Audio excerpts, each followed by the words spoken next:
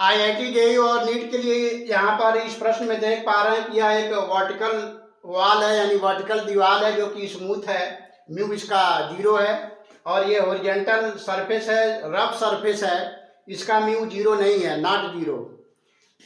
इस दोनों perpendicular surface पर एक रॉड ए बी रखा गया जिसका मास m है, और ये रॉड जो है इक्विलिब्रियम में बना हुआ है। ऐसे में इस पे कितने फोर्सेज लग रहे हैं, सारे फोर्सेज को दिखाना है और सारे फोर्सेज का टॉर्क का रिलेशन बनाना है, यानी इसका BD बनाना है और साथ में फोर्सेज का टॉर्क भी देखना है। क्योंकि ये रॉड ए बी इक्विलिब्रियम में है, इसलिए सारे फोर्सेज का नेट वैल्यू, यानी फोर्सेज का नेट वैल्यू भी रॉड पर 0 होगा, और फोर्सेज के कारण जो नेट टॉर्क लग रहा है इस रॉड पर वो भी 0 होगा, तभी ये रॉड इक्विलिब्रियम में बना हुआ है। तो इस रॉड का इस दोनों वर्टिकल वॉल पर ये स्मूथ है और ये रफ है। किस प्रकार नीचे या BD के साथ दिखाया जाएगा, यहाँ पर आप देख पा रहे हैं, इसको हमने दिखाने की कोशिश किया है। रॉड का वेट जो है वर्टिकली डाउनवर्ड जस्ट इसके मिडिल पॉइंट पर काम करेगा, जो कि mg होगा, क्योंकि m मास का रॉड है। और यहाँ पर रॉड के ए पॉइंट पर नॉर्मल रिएक्शन हॉरिजॉन्टली Na इस दिशा में लगेगा, और ये वॉल स्मूथ है, इसलिए रॉड के ए पॉइंट पर कोई फ्रिक्शन नहीं लगेगा। अब रॉड के बी पॉइंट पर हम लोग नॉर्मल रिएक्शन वर्टिकली अपवर्ड यहाँ पर ऐसे दिखाया गया है, इसको दिखाएंगे इस प्रकार से। और चूंकि रॉड इस दिशा में बी पॉइंट पर स्लाइड करने की कोशिश करेगा, इसलिए फ्रिक्शनल फोर्स जो है अंदर की तरफ इस तरह से इस दिशा में हॉरिजॉन्टली काम करेगा, जिसको FB से दिखाने की कोशिश किया गया है।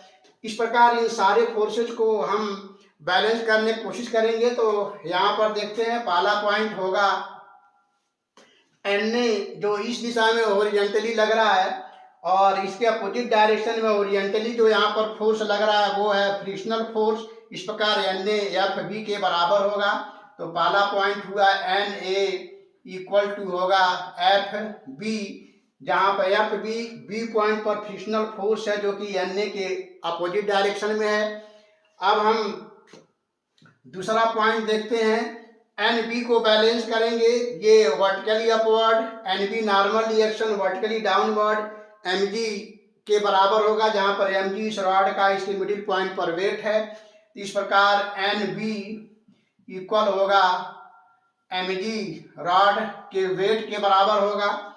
अब तीसरा पॉइंट हम लोग टॉर्क को दिखाने की कोशिश करेंगे। तो चूंकि ये रॉड इक्विलिब्रियम में है, इसलिए जितने भी फोर्सेज हैं सबका टॉर्क का सम जो होगा 0 होगा, यानी कुछ फोर्सेज का टॉर्क एंटी क्लॉकवाइज काम करेगा और कुछ फोर्सेज का टॉर्क जो है क्लॉकवाइज काम करेगा।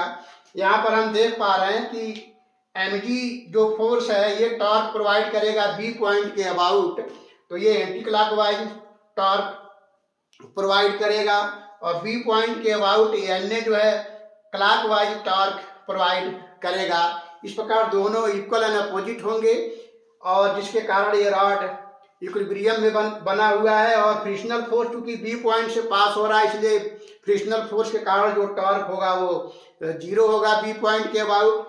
तो टॉर्क को बैलेंस करने की कोशिश करते हैं, तो बी पॉइंट के अबाउट Na का टॉर्क जो होगा Na इंटू बी पॉइंट से इसका वर्टिकल डिस्टेंस जो होगा OA के बराबर होगा, तो ये हो जाएगा OA, और ये इसको क्लॉकवाइज दिशा में घुमाने की कोशिश करेगा, और ये इक्वल होगा mg का एंटी क्लॉकवाइज डायरेक्शन में टॉर्क।